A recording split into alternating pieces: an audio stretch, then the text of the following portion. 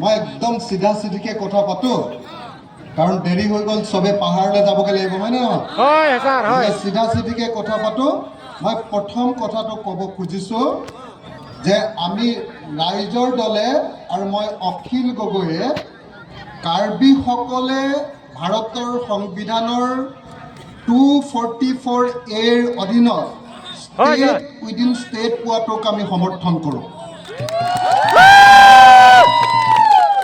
সকলোৱে বুজিছেনে নাই বাৰু কথাটো চবে বুজিছেনে নাই ষ্টেট উইদিন ষ্টেটটো কি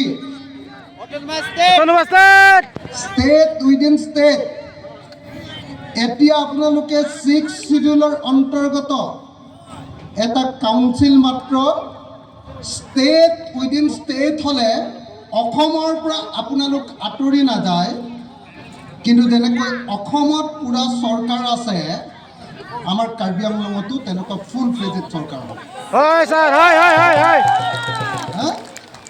মই সেইকাৰণে আপোনালোকে এইটো পাবলৈ লৈছিলে 1967ত 1967ত আপোনালোকে এইটো ষ্টেট উইদিন ষ্টেট বা অসমক ফেডাৰেল ভিত্তিত পুনৰ গঠন কৰি কেন্দ্ৰীয় চৰকাৰে আপোনালোকৰ কাৰ্বিসকলক এই ষ্টেট উইদিন ষ্টেট দিবলৈ লৈছিলে কিন্তু কেন্দ্ৰীয় চৰকাৰে সেইটো মানি লোৱাৰ পাছতো সেই সময়ৰ কংগ্ৰেছ চৰকাৰ আৰু অসমৰ জাতীয়তাবাদী নেতৃবৰ্গই ইয়াৰ বিৰোধিতা কৰাৰ কাৰণে 1967ত পাবলগীয়া ষ্টেট উইদিন ষ্টেট আপোনালোকে নাপালে হয় ছাৰ সেইটোৰ কাৰণে যুঁজি ইতিমধ্যে মেঘালয়ে ষ্টেট পাই গ'ল 1967ত কাৰ্বি আংলং আৰু উত্তৰ কাছাৰক মেঘালয়ৰ লগতে খাচীয়া আৰু গাৰো শিলচৰ লগতে একেলগতে ৰাখিছিলে আপোনালোকেও ষ্টেট পাবৰ কাৰণে তেতিয়া গৈ আছিলে কিন্তু ক'বলৈ বেয়া যুগে যুগে দেখা গৈছে যে কাৰ্বিসকলে তেওঁলোকৰ অধিকাৰ পাওঁ অৱস্থাত আকৌ নোপোৱা হৈ যায় কেলে তাৰ কাৰণটো হ'ল আপোনালোকৰ বহু নেতাৰ 2 নম্বৰী ৰাজনীতি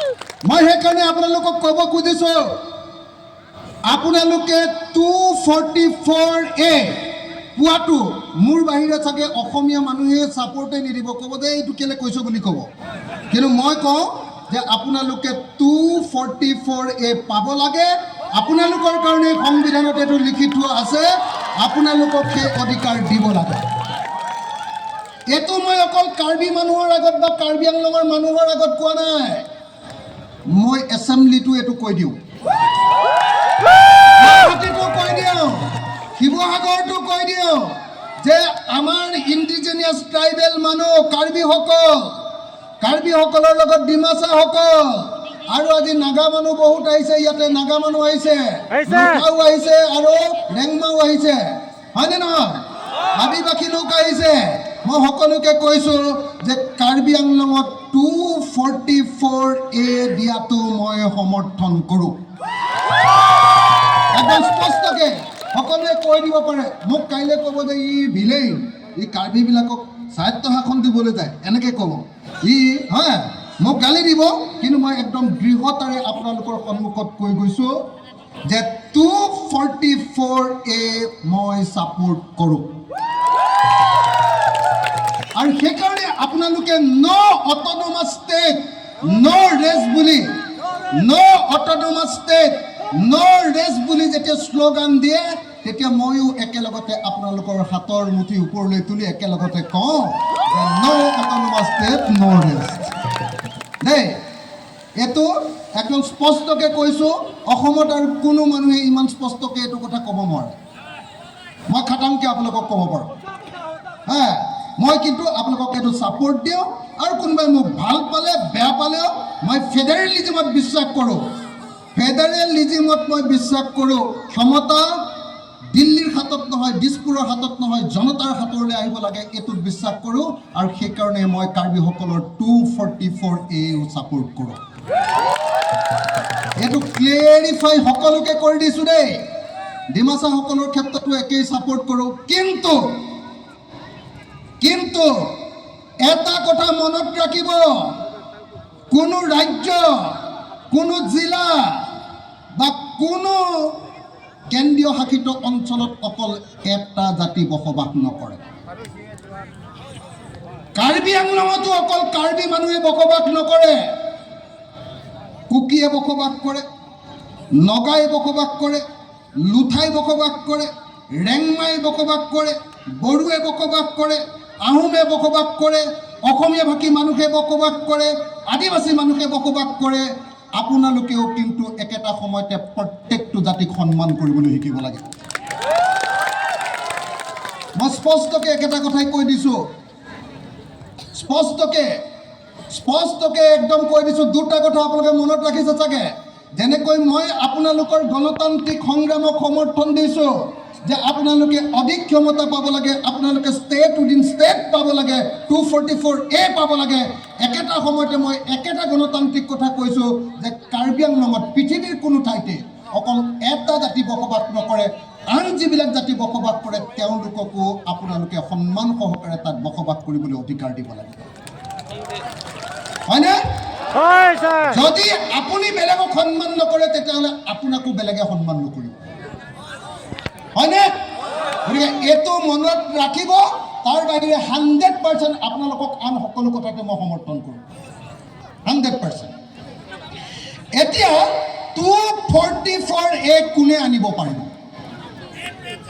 244A তুলিৰাম ৰংহাঙে আনিব নোৱাৰে। কেলে নোৱাৰে? তুলিৰাম ৰংহাঙৰ ৰাজহাড়ডাল, এই ৰাজহাড়ডালক কি বুলি কয় কাৰ্বি ভাষাত? কি বুলি কয়? হা? আমৈ। এই আমৈটো, তুলিৰামৰ এই আমৈটো এনেকৈ বেকা। হয় ছাৰ। ভাঙি যাব কথাটো বুজিছেনে নাই? তুলিৰামে হিমন্ত বিশ্ব শৰ্মালৈ ভয় কৰে, হয়নে নহয়? তুলিৰাম ৰংহাঙে নৰেন্দ্ৰ মোদীলৈ ভয় কৰে, হয়নে নহয়? আৰু তুলিৰাম ৰংহাঙে ট্ৰাইবেল মানুহ হৈও হিমন্ত আৰু নৰেন্দ্ৰ মোদীৰ ওচৰত চাৰেণ্ডাৰ কৰে, হয়নে নহয়? আৰু কোনো চাৰেণ্ডাৰ কৰা মানুহে কেতিয়াও অধিকাৰ কাঢ়ি আনিব নোৱাৰে। কথাটো বুজিছেনে নাই? কোনো চাৰেণ্ডাৰ কৰা মানুহে অধিকাৰ কাঢ়ি আনিব নোৱাৰে।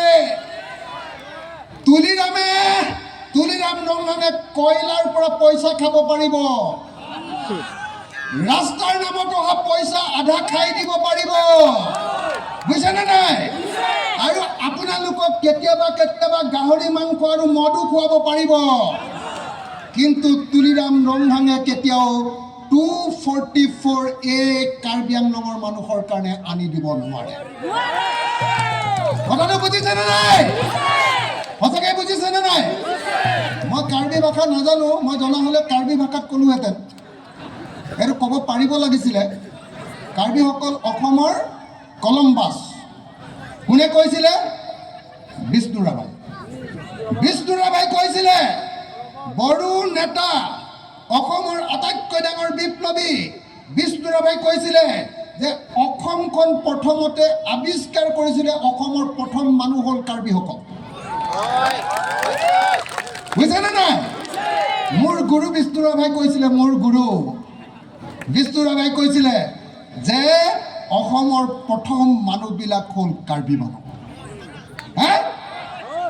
আৰু সেই বিষ্ণু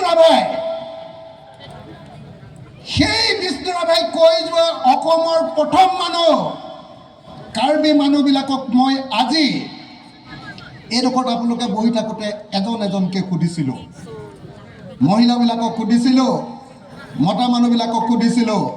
মই সুধিছিলোঁ যে আপুনি কি কৰে, চাকৰি কৰে নে অন্য কি? মই ইয়াত যিমান মানুহ লগ পালোঁ, যিমান মানুহ মই 100 মান মানুহক সুধিলোঁ, 100 মান মানুহে ক'লে যে আমি চবেই খেতি কৰোঁ নহ'লে হাজিৰা কৰোঁ। হয় ছাৰ। হয়নে? খেতি কৰোঁ নহ'লে হাজিৰা কৰোঁ, হয়নে? তাৰপিছত মই সুধিলোঁ যে আপোনালোকৰ ঘৰবিলাক পকা নে কেঁচা? কেঁচা কেঁচা। মোক এজন মানুহে মাত্ৰ ক'লে যে আমাৰ ঘৰটো পকা। বাকী মই 100 জনৰ ভিতৰত এজন মানুহে পকা বুলি ক'লে, মোক 99 জনে ক'লে যে আমাৰ চবৰে ঘৰ কেঁচা, হয়নে? হয়। মই সুধিছিলোঁ যে আপোনালোকে কি পানী খায়? চৰকাৰৰ টেপৰ পৰা অহা পানী খায় নে ক'ৰ পৰা খায়? কৈছে আমাৰ পাহাৰৰ পৰা অহা পানী খাওঁ, জুৰিৰ পৰা। কৈছিলে যে আমি কুঁৱাৰ পানী খাওঁ আৰু দমকলৰ পানী খাওঁ, টিপৱেল বুলি কৈছিলোঁ মোক। টিপৱেলৰ পৰা খাওঁ এনেকৈ কৈ আছিলে মোক, হয়নে?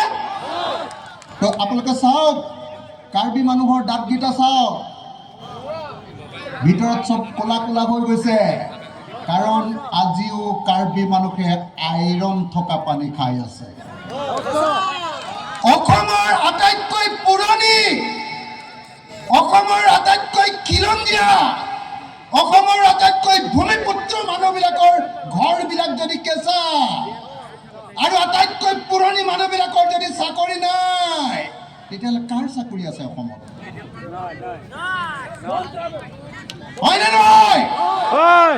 যেতিয়ালৈকে কাৰ্বি আংলঙৰ প্ৰত্যেকজন মানুহৰ ঘৰ পকা নহ'ব, লেট্ৰিনটোত যেতিয়ালৈকে টাইলছ লগাব পৰা নহ'ব, যেতিয়ালৈকে প্ৰত্যেকৰ ঘৰত এখনকৈ 4চকীয়া গাড়ী নহ'ব, যেতিয়ালৈকে আপোনালোকৰ ল'ৰা ছোৱালীবিলাকক দিল্লীত পঢ়ুৱাব নোৱাৰিব, আৰু যেতিয়ালৈকে মাক দেউতাকৰ বেমাৰ হ'লে দিল্লীত চিকিৎসা কৰিব পৰাৰ সামৰ্থ্য, এবিলিটি যেতিয়ালৈকে নাহিব, তেতিয়ালৈকে আপোনালোকে যুঁজি থাকিব লাগিব, সংগ্ৰাম কৰিব লাগিব, আন্দোলন কৰিব লাগিব। মই আপোনালোকক লিখি দিব পাৰোঁ, তুলিৰাম ৰংগন নহয়, দিছপুৰৰ বা দিল্লীৰ আটাইতকৈ ডাঙৰ দালালটোৱেও যদি ৭৭ বছৰ স্বাধীনতাৰ পাছত যদি কাৰ্বি আংলং স্বায়ত্তশাসিত পৰিষদৰ যদি CM হৈ থাকে, ৭৭ বছৰততো পকা ঘৰ পকা কৰি দিব নোৱাৰে, ৭৭০ বছৰতো পকা কৰি দিব নোৱাৰে, যেতিয়ালৈকে দিল্লী আৰু দিছপুৰৰ ওচৰত সিহঁতে আঁঠু লৈ থাকিব। হয়নে নহয়? একদম আজি কাঠাৰদাই একদম স্পষ্টকে কৈছে যে যদি তুলিৰাম ৰংগনক ভোট দিয়ে, যদি বিজেপিক ভোট দিয়ে, তেতিয়াহ'লে 2 টুকুৰা গাহৰিৰ মাংস খাবলৈ পাব, 1 গিলাচ চুলাই মদ খাবলৈ পাব, আৰু ইলেকশ্যনৰ সময়ত 100 টকা বা 200 টকা পাব। কিন্তু কেতিয়াও আপোনালোকে কেতিয়াও ভাল ঘৰ এখনত থাকিবলৈ নাপাব, হয়নে নহয়? তেতিয়া আপোনালোক কাৰ্বি মানুহবিলাক, কাৰ্বি আংলঙত থকা ডিমাচা মানুহবিলাক, কাৰ্বি আংলঙত থকা কুকি মানুহবিলাক, কাৰ্বি আংলঙত থকা লুঠা মানুহবিলাক, ৰেংমা মানুহবিলাক আৰু আন জাতিৰ সকলো মানুহবিলাক তেতিয়াহে ধনী হ'ব পাৰিব, যেতিয়া আপোনালোকে 244A পাব, নাম্বাৰ 1, আৰু 244A সেই মানুহৰ হাতত থাকিব লাগিব যি মানুহে জনতাৰ কাৰণে কাম কৰে, যি মানুহে দিছপুৰ আৰু দিল্লীৰ কাৰণে ATM হিচাপে ব্যৱহাৰ নহয়। হয়নে নহয় ৰাইজ? হয়নে নহয় ৰাইজ? এতিয়া কাৰ্বি আংলঙত কয়লা খান্দে, এতিয়া NC হিলছত কয়লা আৰু সুনীল খান্দে, কিন্তু কাৰ্বি মানুহ আৰু ডিমাচা মানুহে তাৰ ভাগ নাপায়। হয়নে নহয়? অকল খালি হিমন্ত আৰু নৰেন্দ্ৰ মোদীৰ দালাল কেইটামান, তুলিৰাম ৰংগনৰ নিচিনা দালাল কেইটামান টকা পায়, আৰু বাকী কাৰ্বি মানুহে অকল খালি সেই কয়লা ভাটিলৈ আহি থকা গাড়ীবিলাকৰ অকল ধূলিবিলাকহে খাবলৈ পায়। হয়নে নহয়? হয়নে নহয়? হয়নে নহয়? হয়নে নহয়? সেইকাৰণে APSLC-এ যি অট'নমাছ ষ্টেটৰ আন্দোলন আৰম্ভ কৰিছে, এই অট'নমাছ ষ্টেটৰ আন্দোলনটোক আপোনালোকে শক্তিশালী কৰিব লাগিব। APSLC-এ ইলেকশ্যনত জিকক বা হাৰক আন্দোলনটো বেছিকে আগবঢ়াই লৈ যাব লাগিব। আৰু মই আপোনালোকক কথা দিছোঁ, আপোনালোকে যেতিয়া গুৱাহাটীলৈ যাব, গোটেই কাৰ্বি আংলঙৰ মানুহে আন্দোলন কৰিবলৈ, দিছপুৰ ঘেৰাও কৰিবলৈ, তেতিয়া আপোনালোকৰ লগত অসমীয়া মানুহৰ প্ৰতিনিধি হিচাপে ময়ো আপোনালোকৰ লগত থাকিম। আপোনালোকক যদি সীমান্তৰ পুলিচে গুলিয়াই, তেতিয়াহ'লে ময়ো বুকু পাতি থিয় হ'ম। সেইকাৰণে মই APSCৰ চেয়াৰমেন, APSCৰ সভাপতি, APSLCৰ সভাপতি জনছ ইনটি কাঠাৰ ডাঙৰীয়াক ক'ব খুজিছোঁ যে অকল ইলেকশ্যনত লাগি থাকিলে নহ'ব, ইলেকশ্যনত লাগি থাকক, কিন্তু তাৰ লগে লগে ডাঙৰ ডাঙৰ বিশাল বিশাল ৰাজনৈতিক সমাৱেশ আৰু ৰাজনৈতিক আন্দোলন আমি গঢ়ি তুলিব লাগিব, যাতে এটা নিৰ্দিষ্ট সময়ৰ ভিতৰত কাৰ্বি আংলঙে 244A অধীনত ষ্টেট উইদিন ষ্টেট লাভ কৰিব পাৰে। লাগে নে নালাগে? 244A লাগে নে নালাগে? ষ্টেট উইদিন ষ্টেট লাগে নে নালাগে? যদি লাগে, তেতিয়াহ'লে সকলো কাৰ্বি আংলঙত থকা সকলো জাতিৰ মানুহ একলগ হ'ব লাগিব। কিন্তু মই এটা কথা স্পষ্টকৈ কৈ দিছোঁ, অকল কাৰ্বি মানুহ নহয়, কাৰ্বিৰ লগতে আন কুকিকে ধৰি যিমান কাৰ্বি আংলঙত থকা জাতি জনগোষ্ঠীৰ মানুহ আছে, সকলোকে ভাই ভাই ৰূপে দেখিব পাৰিব লাগিব। আপোনালোকে পাৰিবনে নাই? পাৰিবনে নাই? কিন্তু একেটা সময়তে কিন্তু মই এটা কথা ক'ম যে ইয়াত থকা অসমৰ ইণ্ডিজিনিয়াছ মানুহবিলাকক আপোনালোকে সকলোৱে মৰম কৰক, আদিবাসী মানুহবিলাকক সকলোৱে মৰম কৰক, কিন্তু বিজেপিৰ স্পন্সৰশ্বিপত বাংলাদেশৰ পৰা আহিয়ে, হয়নে নহয়, বেংগলৰ পৰা আহিয়ে কাৰ্বি আংলঙত যিবিলাকে মাটি দখল কৰিছে, হিন্দুৱে হওক বা মুছলমানেই হওক, কাকো কাৰ্বি আংলঙত কেতিয়াও এনেকৈ মাটি দখল কৰিবলৈ দিব নোৱাৰোঁ, হয়নে নহয়? কাৰ্বি আংলঙৰ মাটি কাৰ্বি আংলঙত থকা মানুহৰ কাৰণে, হয়নে নহয়? কিন্তু কাৰ্বি আংলঙৰ মাটি বাংলাদেশৰ পৰা অহা আৰু পশ্চিমবংগৰ পৰা অহা হিন্দু মুছলমান মানুহৰ কাৰণে নহয়, হয়নে নহয়? গতিকে আপোনালোকে আপোনালোকৰ সেই আপোনালোকৰ মাটি দখল কৰি ইয়াত কি কিবা বাহিনী বনাইছে নহয়, কি বাহিনী? কি বংগ সেনা? হা? আৰে কাৰ্বি আংলঙত কাৰ্বি সেনা নাথাকি বংগ সেনা ওলাইছে ইয়াতে। হা? ইয়াত কাৰ্বি সেনা নাথাকি বংগ সেনা ওলাইছে ইয়াতে। তো আপোনালোকে সকলোৱে সাৱধান হওক যে কোনো বংগ সেনা সংগ সেনা কাৰ্বি আংলঙত থাকিব নোৱাৰিব। কাৰ্বি আংলঙত থাকিব কাৰ্বি সেনা, হয়নে নহয়? কাৰ্বি আংলঙত থাকিব ইণ্ডিজিনিয়াছ সেনা, হয়নে নহয়? ভূমিপুত্ৰৰ সেনা। ইয়াত কাৰ্বি মানুহ আৰু অসমৰ পুৰণি খিলঞ্জীয়া মানুহৰ অধিকাৰ থাকিব। ইয়াত কেতিয়াও বিদেশৰ পৰা অহা মানুহৰ অধিকাৰ থাকিব নোৱাৰে, হয়নে নহয়? শ্ৰদ্ধেয় ৰাইজ, মই যোৱা 26 অক্টোবৰ তাৰিখৰ পৰা ঘৰলৈ যোৱা নাই। অকল চাৰিওফালে অসমৰ চাৰিওফালে ঘূৰি আছোঁ, ঘূৰি ঘূৰি মিটিং কৰি আছোঁ, আৰু মিটিং কৰি ৰাইজক এটাই কথা কৈছোঁ যে 2026 চনত হিমন্ত বিশ্ব শৰ্মাক গাদীয়ে চাদিয়ে বান্ধি লৈ, চকীয়ে টুকিয়ে বান্ধি লৈ ব্ৰহ্মপুত্ৰত দলিয়াই দিব লাগিব। লাগিবনে নাই? লাগিবনে নাই? লাগিবনে নাই? আৰু লগতে যেতিয়া হিমন্ত বিশ্ব শৰ্মাক দলিওৱা হ'ব, তাৰ লগত আৰু এখন সৰু চকী আৰু এটা মানুহক বান্ধি লোৱা হ'ব। কোন বাৰু? কাৰ্বি আংলঙৰ পৰা আৰু এটা মানুহক বান্ধি লোৱা হ'ব। তুলিৰাম ৰঙাগকো একেখন হিমন্ত বিশ্ব শৰ্মাৰ কাষতে থকা চকী এখনত, হয়নে নহয়, বান্ধি লোৱা হ'ব। আৰু অসমৰ চব মানুহবিলাকে, কাৰ্বি, ডিমাচা, কুকি, চব মানুহবিলাকে এনেকে ধৰি ব্ৰহ্মপুত্ৰলৈ এনেকে দিব, হয়নে নহয়? হয়নে নহয়? মই সকলো ৰাইজকে 26 চনৰ নিৰ্বাচন নিৰ্বাচনত একো নেচাবৰ কাৰণে কেৱল আৰু কেৱল APHLCক ভোট দিবৰ কাৰণে মই আপোনালোকক আহ্বান জনাইছোঁ আৰু মই নিজে আহি 26 চনৰ ইলেকশ্যনত APHLCৰ কাৰণে কেম্পেইন কৰিম আপোনালোকৰ ঘৰবিলাকলৈ যাম আপোনালোকৰ গাঁৱলৈ যাম আপোনালোকৰ পাহাৰলৈ যাম আৰু কাৰ্বি আংলঙৰ পৰা তুলিনাম ৰংহাঙক পাহাৰৰ পৰা দলিয়াই দিয়াৰ ব্যৱস্থা গ্ৰহণ কৰিম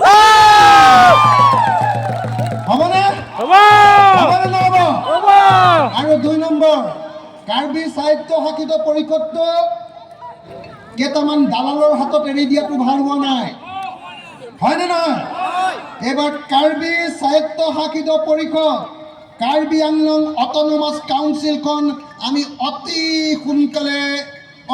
সোনকালে আমাৰ APHLCৰ হাতলৈ অনাৰ ব্যৱস্থা কৰিব লাগে লাগে নে নালাগে লাগে নে নালাগে লাগে নে নালাগে সকলোৱে আমি এই ছাত্ৰ শাসিত পৰিষদখন আনিব লাগিব আৰু আনি লৈ এইখন কাৰ্বি মানুহ আৰু কাৰ্বি আংলঙত থকা মানুহৰ অধিকাৰৰ কাৰণে কামত খটুৱাব লাগিব কাকো দালালি কৰিবৰ কাৰণে এইখন এৰি দিব নালাগিব হয়নে নহয় ৰাইজ মই এটাই আশা ৰাখিম যে কাৰ্বি আংলঙৰ প্ৰত্যেকটো পৰিয়ালৰ ঘৰত বিশুদ্ধ খোৱা পানী হওক প্ৰত্যেকটো ঘৰ পকা হওক প্ৰত্যেকটো লেট্ৰিন টাইলছ লগাওক প্ৰত্যেক ঘৰ